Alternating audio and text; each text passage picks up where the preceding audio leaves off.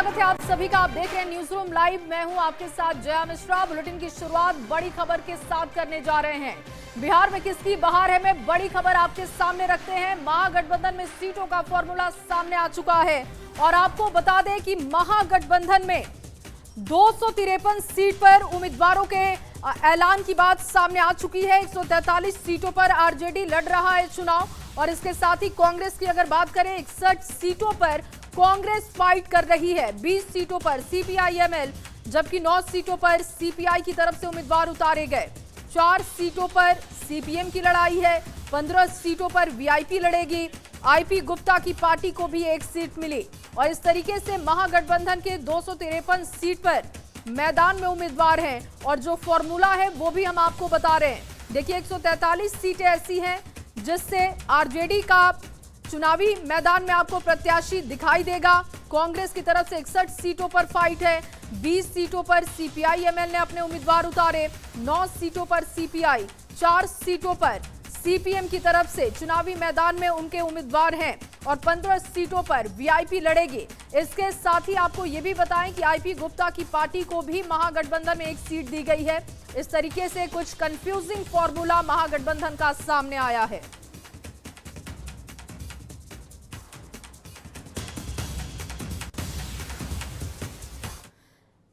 तो महागठबंधन में सियासी पेच लगातार उलझा हुआ है। हालांकि फिर भी एक फॉर्मूला सामने रखा गया है और इस फॉर्मूले के हिसाब से 253 सीटों पर उम्मीदवार महागठबंधन उतार रहा है।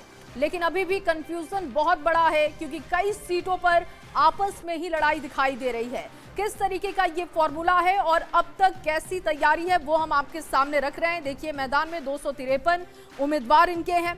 इसके अलावा जो जरूरी जानकारी है 11 सीटों पर आपस में अपनों से जंग है। 2 सीट पर वीआईपी आरजेडी आमने सामने। 5 सीटों पर कांग्रेस और आरजेडी में फाइट दिखाई दे रही है। चैनपुर, बाबूबरही ये तमाम सीटें जहां पर आपसी लड़ाई दिखेगी और 4 सीटें ऐसी हैं जहां पर कांग्रेस सीपीआई की लड़ाई है। बछवाड़ा, करगहर ये तमाम सीटें वहां पर फाइट आपस में दिख रही है। बिहार शरीफ, राजा पाकड़ की सीट भी है जिसमें आपसी टक्कर होगी। 5 सीटों पर कांग्रेस आरजेडी की भिड़ंत होगी। कुछ इस तरीके की तस्वीर जो बन रही है महागठबंधन में कंफ्यूजन की वो हम आपके सामने रख रहे हैं। अब देखिए आपके सामने हमने वैशाली की सीट रखी है। आरजेडी की तरफ से अजय कुशवाहा हैं और इनकी टक्कर कांग्रेस के उम्मीदवार संजीव सिंह से है। इसके अलावा जो दूसरी सीट है वो भी हम आपके सामने रख रहे हैं।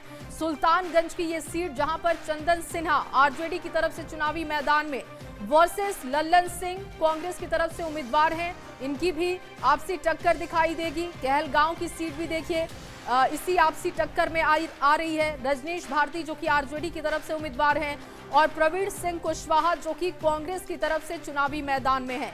नरकटियागंज की सीट भी आपसी लड़ाई में जा रही है। दीपक यादव आरजेडी की तरफ से चुनावी मैदान में और शाश्वत केदार पांडे कांग्रेस की तरफ से उम्मीदवार हैं। इन दोनों के बीच फाइट आपको दिखेगी। इसके बाद सिकंदरा की सीट भी आपसी लड़ाई में दिखाई दे रही है और उदय नारायण चौधरी आरजेडी की तरफ से हैं और इनके सामने विनोद चौधरी हैं जो कि कांग्रेस की तरफ से उम्मीदवार हैं।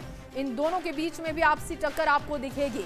तो कुल मिलाकर ऐसी सीटें जहां पर आपसी लड़ाई दिख रही है महागठबंधन की उसकी जानकारी हम आपको दे रहे हैं। बछवाड़ा की सीट भी देखिए है जहां पर कांग्रेस वर्सेस सीपीआई के उम्मीदवार आपको दिखाई देंगे। कांग्रेस की तरफ से शिव प्रकाश गरीबदास है चुनावी मैदान में। सीपीआई की तरफ से अवधेश राय हैं। इन दोनों की आपसी लड़ाई आपको बछवाड़ा में देखने को मिलेगी। इसके अलावा आपको करगहर की सीट के बारे में भी जानकारी देते हैं।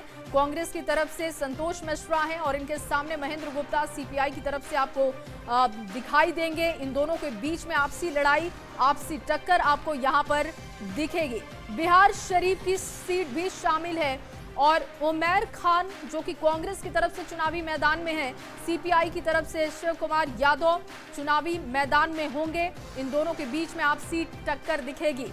राजा पाकड़ की सीट प्रतिमा दास कांग्रेस की तरफ से चुनावी मैदान में जबकि मोहित पासवान सीपीआई की तरफ से चुनावी मैदान में है। इन दोनों के बीच में आपसी टक्कर आपको दिखेगी। चैनपुर की भी बात कर लेते हैं। देखिए चैनपुर की सीट पर भी आपसी लड़ाई है। भरत बिंद आरजेडी की तरफ से चुनावी मैदान में और बाल गोविंद जो कि वीआईपी की तरफ से चुनावी मैदान में हैं। इनकी भी आपसी लड़ाई आपको यहां पर दिखेगी। तो ये तमाम सीटें जिसके बारे में हम आपको जानकारी दे रहे थे, जहां पर आपसी लड़ाई है। बाबू बरही की सीट भी इसी में शामिल है। आरजेडी की तरफ से अनिल सिंह को चुनावी मैदान में उतारा गया है और बिंदु गुलाब यादव वीआईपी की तरफ से चुनावी मैदान में है। इन दोनों के बीच में आपसी लड़ाई दिख रही है।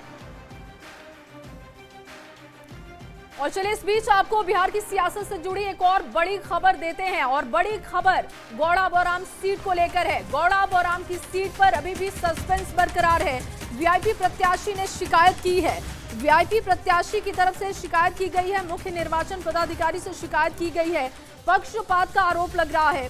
अफजल अली का निर्वाचन रद्द करने की मांग की गई है, यानी कि इनका नामांकन रद्द होना चाहिए। आरजेडी के सिंबल पर अफजल अली का नामांकन है। लालू प्रसाद ने पत्र का हवाला भी दिया है कि लालू प्रसाद के पत्र से ये साफ हो जाना चाहिए कि वीआईपी के खाते में ये सीट है, लेकिन अभी भी नामांकन वापसी नहीं हुआ है आरजेडी के उम्मीदवार का।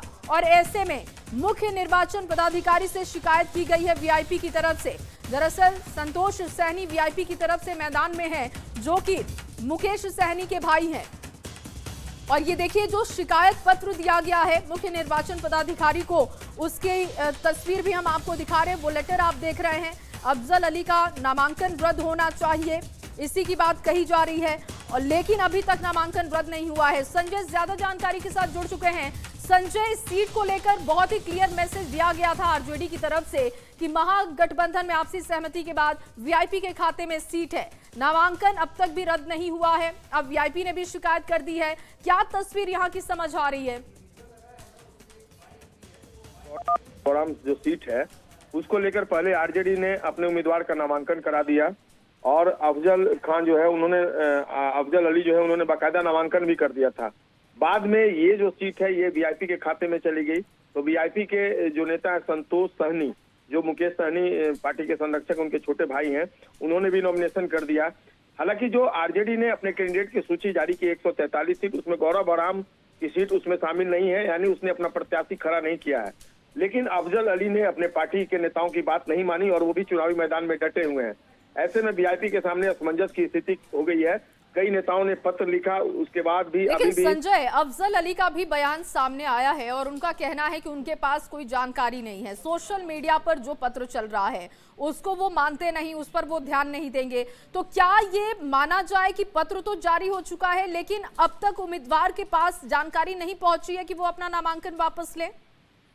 अब ये जाहिर सी बात है, अगर वो कह रहे हैं तो उन तक नहीं पहुंचे होगी। लेकिन इस बीच वीआईपी ने इस पूरे मामले को लेकर मुख्य निर्वाचन पदाधिकारी के यहाँ आपत्ति दर्ज कराई है, और एक बाकायदा प्रतिनिधि मंडल जो पार्टी के राष्ट्रीय उपाध्यक्ष बीके सिंह उनके नेतृत्व में पहुंचा है निर्वाचन पदाधिकारी, मुख्य निर्वाचन पदाधिकारी के कार्यालय में, और ये पत्र दिया जा रहा है आरजेडी की तरफ से कि उनका अफजल अली का नामांकन जो है वो रद्द किया जाए।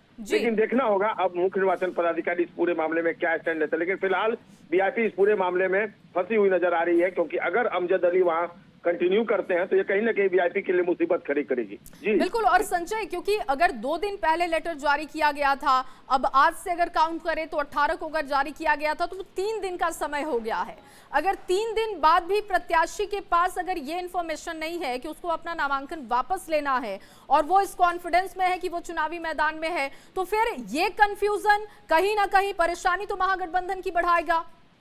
बिल्कुल बिल्कुल बढ़ाएगा। और वीआईपी के जो कैंडिडेट है संतोष सहनी, वो फंसते नजर आ रहे हैं अभी इस पूरे मामले में। उनके सामने भी असमंजस की स्थिति हो गई है, क्योंकि जाहिर सी बात है अगर अमजद अली जो है वहां से अगर कंटिन्यू करते हैं अफजल अली, तो ये कहीं ना कहीं उनके लिए, संतोष सहनी के लिए मुसीबत का कारण बनेगा, परेशानी का कारण बनेगा। और देखना होगा शिकायत वीआईपी के करने के बाद कितनी जल्दी ये नामांकन वापसी होता है। बहुत शुक्रिया फिलहाल आपका तमाम जानकारी के लिए। एक और बड़ी खबर अब आपके सामने रखने जा रहे हैं, और बड़ी खबर मोतिहारी से है। आरजेडी प्रत्याशी देवा गुप्ता के घर पर छापेमारी हुई है। देखिए बड़ी खबर आपके सामने रख रहे हैं मोतिहारी से, जहां पर आरजेडी प्रत्याशी देवा गुप्ता के घर पर छापेमारी की गई है। राजन हत्याकांड को लेकर ये छापेमारी बताई जा रही है। एक आरोपी को पुलिस ने गिरफ्तार भी कर लिया है। दरअसल ये पूरा मामला राजन हत्याकांड को लेकर है, जिस मसले में आरजेडी प्रत्याशी के घर पर टीम पहुंची है, और आरजेडी प्रत्याशी देवा गुप्ता के घर पर छापेमारी की गई है, जहां से जानकारी मिल रही है कि एक आरोपी को पुलिस ने गिरफ्तार किया है।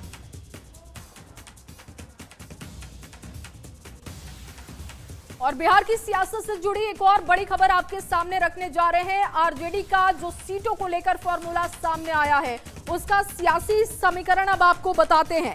आरजेडी की लिस्ट का सियासी समीकरण समझिए। तेजस्वी ने फिर से एमवाई पर अपना भरोसा दिखाया है। 19 मुस्लिम उम्मीदवार को चुनावी मैदान में उतारा गया है। सबसे ज्यादा 51 यादव उम्मीदवार हैं। इसके अलावा देखिए 14 सवर्ण उम्मीदवारों पर दांव दिखाया गया। 11 कुशवाहा को मैदान में उतारा गया। अति पिछड़ों सवर्ण की भी संख्या बढ़ाई गई। कुशवाहा सवर्ण और इसके साथ ही आपको बता दें कि मुस्लिम वोट बैंक को भी साधने की पूरी कोशिश की गई है। यानी कि जो पुराना वोट बैंक है उसी पर आरजेडी का भरोसा दिख रहा है। तेजस्वी ने एक बार फिर से एमवाई पर अपना भरोसा दिखाया है। आपको ये सियासी समीकरण समझा रहे हैं और ये लिस्ट भी दिखा रहे हैं। अगर इस लिस्ट को देखें, इसका आकलन करें तो समझ आता है कि आरजेडी की तरफ से सियासी समीकरण एमवाई वाला साधा गया है।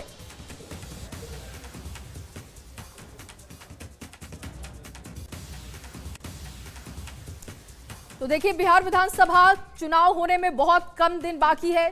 6 नवंबर को नामांकन, आपको माफ कीजिएगा, 6 नवंबर को वोटिंग है, लेकिन उससे पहले चुनाव प्रचार का दौर भी देखने को मिल रहा है। स्टार प्रचारकों की भरमार दिख रही है। लेकिन इस बीच मुजफ्फरपुर में मुख्यमंत्री नीतीश कुमार होंगे और वहां पर वो अपने प्रत्याशियों के लिए वोट की अपील करेंगे। सबसे पहले मीनापुर में जेडीयू प्रत्याशी अजय कुशवाहा और काठी में अजित कुमार के लिए वोट मांगेंगे, जिसको लेकर तैयारियां तेज हो चुकी हैं। सीएम के आगमन को लेकर वहां पर क्या खास तैयारी हो रही है, कब वहां पर सीएम पहुंचेंगे, आपको रिपोर्ट के जरिए दिखाते हैं।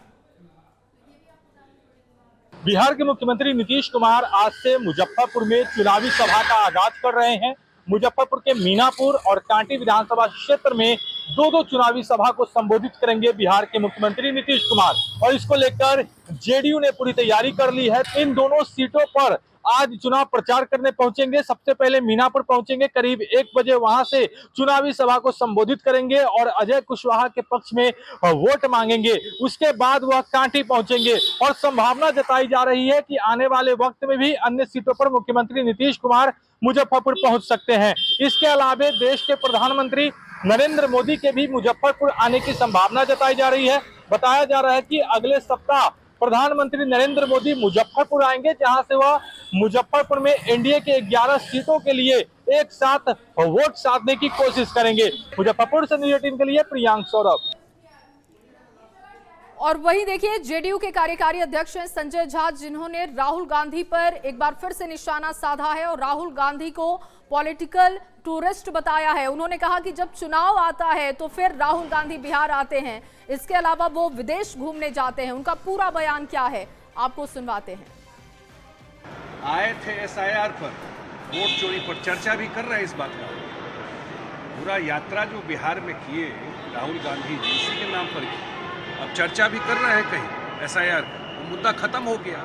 तो वो तो पॉलिटिकल टूरिस्ट है। चुनाव में अपना टूरिज्म करने के लिए हमको क्या लेना देना है राहुल गांधी का बिहार में। आज भी मुख्यमंत्री जा रहे हैं, अभी मुजफ्फरपुर में उनका शुरुआत हो रहा है। क्योंकि मुझे लगता है कि जो एडवांटेज है वो पूरा का पूरा, चाहे अलायंस को हो, चाहे सीट डिस्ट्रीब्यूशन को लेकर के हो, चाहे कैंपेन को लेकर के हो, चाहे कार्यक्रम को लेकर के हो, पूरा एनडीए के पक्ष में करता है। और वहीं बीजेपी के प्रदेश अध्यक्ष दिलीप जायसवाल ने भी महागठबंधन को लेकर हमला किया है। उन्होंने बयान दिए हैं, साथ ही राहुल गांधी पर भी निशाना साधा है और कहा कि कांग्रेस अगर डूबी तो वो राहुल गांधी की वजह से, राहुल गांधी ही जिम्मेदार हैं। महागठबंधन को लेकर और राहुल गांधी को लेकर क्या उनका पूरा बयान है, आपके सामने रखते हैं। देखिए, राहुल गांधी जी अगर राजनीति में सीरियस होते तो 56-57 साल में युवा नेता नहीं कहलाते। आज तक अगर कांग्रेस को डुबाने का कोई काम किया है, कांग्रेस का नैया डूबा है, तो वो राहुल गांधी जी के कारण डूबा है। लेकिन महागठबंधन आज के दिन में लठ बंधन बन चुका है। तेल पिलावन लाठी चलावन, तो महागठबंधन अब वही तेल पिला के लाठी चलाएगा और एक दूसरे को जो है नीचा दिखाने में रहेगा। और वहीं बीजेपी के राष्ट्रीय प्रवक्ता शहजाद पूनावाला ने भी बयान दिया है, महागठबंधन को लेकर टारगेट किया और सीटों के फॉर्मूले पर भी उन्होंने अपनी बात रखी है और कहा जो टिकट का वितरण नहीं कर सकता वो चुनाव कैसे जीतेगा। आपको ये पूरा बयान सुनवाते हैं। अब सोचिए 243 सीट्स पर महागठबंधन ने 255 कैंडिडेट्स उतारे हैं। इसका मतलब कि कम से कम 9, 10, 11 सीटों पर ये एक दूसरे के खिलाफ लड़ेंगे और कहते हैं फ्रेंडली फाइट। भाई कुश्ती और मस्ती, कुश्ती और दोस्ती साथ में कैसे हो सकती है? और फाइट कर रहे तो फ्रेंड कैसे हैं? तो इसका मतलब साफ है, जो लोग टिकट बंटवारे में एक नहीं हो सकते, सीट शेयरिंग में एक नहीं हो सकते, क्या बिहार की उन्नति प्रगति के लिए एक हो सकते हैं? और अब तो हमने देखा है कि केवल पिता बनाम पुत्र नहीं, भाई बनाम भाई नहीं, भाई बनाम बहन नहीं, पार्टी के भीतर भी इनके सिटिंग विधायक, कांग्रेस के हो या आरजेडी के हो, टिकट बेचने का आरोप लगा रहे हैं।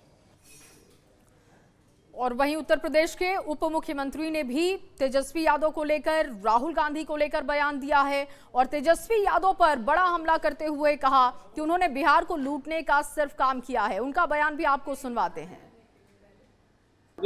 राहुल गांधी जी 2029 की तैयारी कर रहे हैं, तेजस्वी यादव जी 2030 की तैयारी कर रहे हैं। 2025 तो बिहार की जनता ने एनडीए के नाम कर दिया है और लगातार जनता का समर्थन बढ़ रहा है और हम लोगों को पूरा विश्वास है बहुत रिकॉर्ड विजय, बिहार के इतिहास में एनडीए की सबसे बड़ी विजय। और चलिए अब आपके सामने पटना से खबर रखते हैं। पटना में पुलिस स्मरण दिवस पर कार्यक्रम का आयोजन किया गया था, जहां पर शहादत को नमन किया गया, शहीदों को याद किया गया है और श्रद्धांजलि सभा रखी गई थी। पटना के बीएसपी 5 स्थित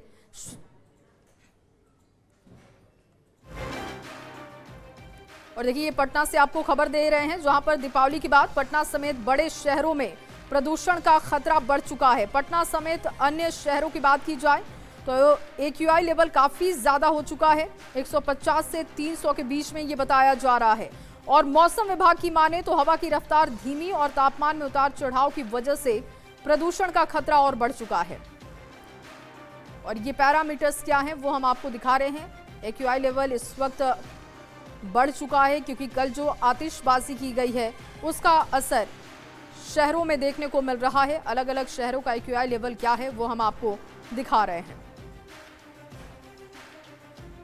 में जलाए गए पटाखे के बाद पटना समेत बिहार के अन्य बड़े शहरों में प्रदूषण का स्तर अचानक बढ़ गया है। यदि हम प्रदूषण के स्तर की हम बात कर लें तो पटना शहर में जो AQI लेवल है वो तकरीबन 160 से 170 के बीच चला गया है।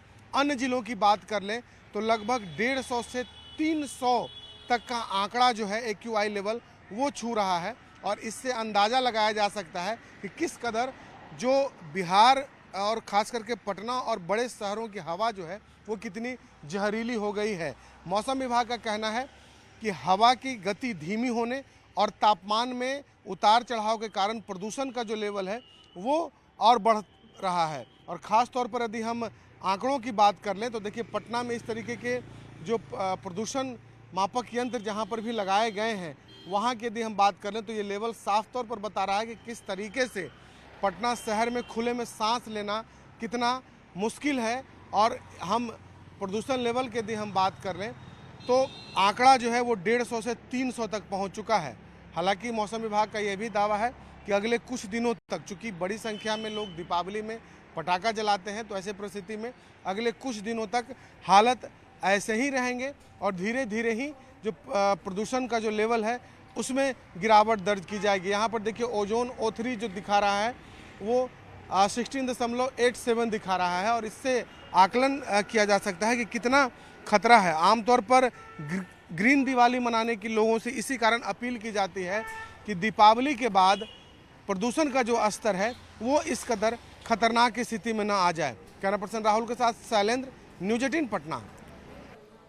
और आगे बढ़ते हुए अगली खबर भी आपके सामने पटना से रखने जा रहे हैं, जहां पर पटना में शहादत को नमन किया गया, शहीदों को याद किया गया और श्रद्धांजलि सभा का आयोजन किया गया था। ये तस्वीरें आप देख रहे हैं, पुलिस स्मरण दिवस की ये तस्वीरें हैं। पटना के बीएसपी 5 स्थित शहीद स्मारक पर शहादत दिवस का आयोजन हुआ। इस मौके पर डीजीपी विनय कुमार समेत कई वरिष्ठ पुलिस अधिकारियों और जवानों ने शहीदों को नमन किया और श्रद्धांजलि अर्पित की गई। इस मौके पर डीजीपी विनय कुमार ने संबोधित करते हुए कहा कि जिन पुलिसकर्मियों ने राज्य और देश की सेवा करते हुए शहादत दी है, उनके मार्ग पर चलकर देश और राज्य में कानून व्यवस्था को बनाए रखने की प्रेरणा मिलती है और इसी वजह से आज उनके काम को देश याद कर रहा है, उनके सर्वोच्च बलिदान को नमन कर रहा है।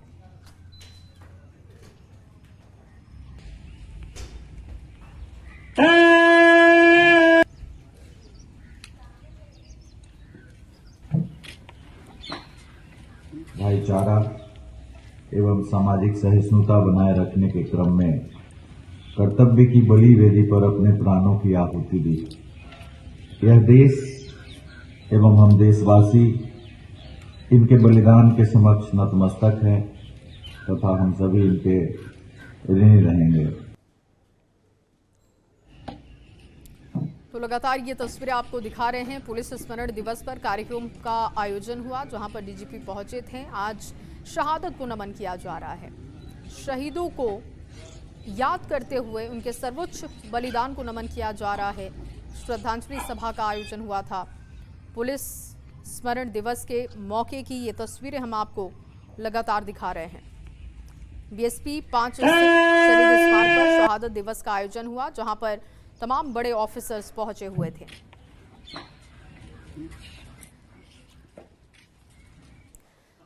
और चलिए इन्हीं तमाम खबरों के साथ इस बुलेटिन में बस इतना ही। आप बने रहिए न्यूज़ 18 बिहार झारखंड के साथ।